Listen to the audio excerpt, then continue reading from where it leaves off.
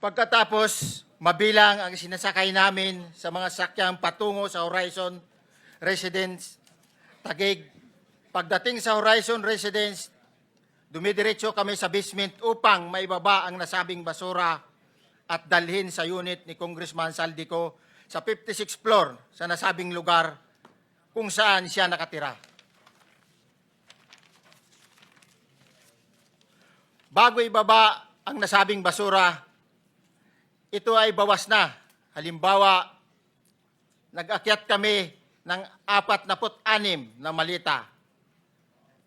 Ibababa lamang namin ay 35 malita para i-deliver sa bahay ni House Speaker Martin Romualdez sa 42 McKinley Street, Taguig. Ang labing isang malita ay naiwan sa taas ng 56th floor sa Horizon Residence.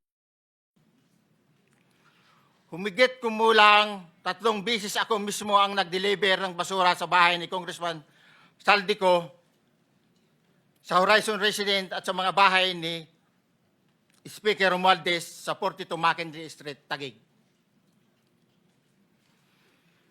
Mas maraming pagkakataon na nagde-deliver kami ng basura sa bahay ni Speaker Romualdez at sa bahay ni Congressman Saldico dahil iba-iba kaming mga nakadetailed na close-in, backup at advance party na nagkakaroon ng rotation. Sa huli, ako po ay nagnanais na mapasailalim sa Witness Protection Program